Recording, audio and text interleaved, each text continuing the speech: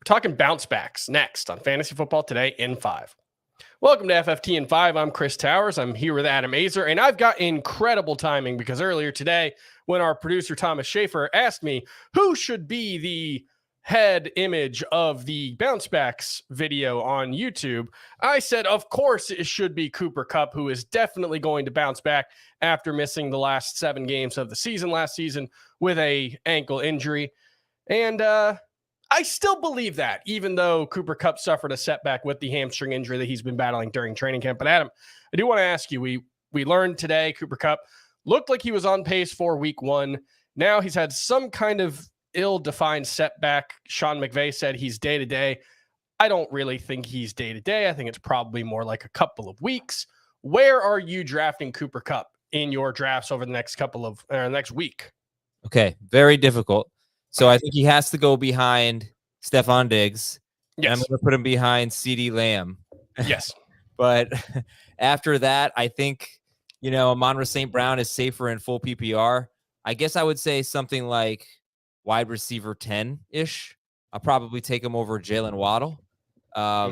Middle of the second round for Cooper Kupp. I moved him to 25th.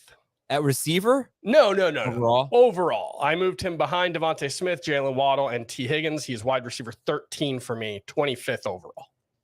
Higgins is last in that group for me because he was wide receiver 15 per game or something like that 2 years ago when Chase played the full season.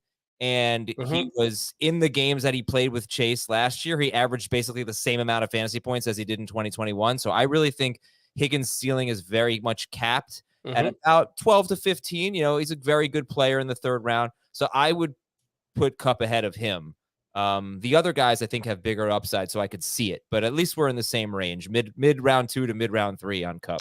So I'm going to pivot to my favorite bounce back candidate, being Lamar Jackson, who I just think that offense is going to be a lot better this season. Again, it's just a situation where, we saw the first 4 games of last season. I think he was averaging 34 points per game and 6 point per passing touchdown leagues. Then Rashad Bateman got hurt. Mark Andrews was dealing with the knee injury that he played through. And it was just that offense was not dynamic at all last season. He's got a fully rebuilt receiving core. I think Lamar Jackson going to have a big bounce back season. He is my number 4 QB entering the season, and he was that even before Joe Burrow's injury, so not even a factor there for me. Who are some bounce back candidates you like? Okay, I got 4. I've got DJ Moore, who was outside the top 30 at wide receiver last year. I am a little bit worried about him because, if you want him to finish as a top 12 receiver, I know he's not ranked as a top 12 receiver, but you should be taking anyone that you're taking in the 4th round or something. You should at least have hopes that they can be a number 1 player at their position.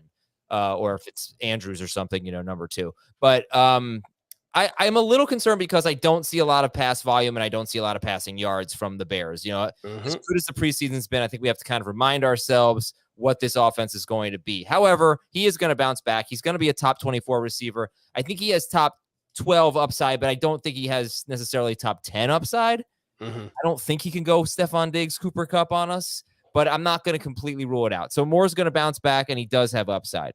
Darren Waller is going to bounce back. I think I took him 47th in our pick-by-pick series. It did feel a little early. I felt strongly that Jamie was going to take him at 48 or 49 if I didn't take him.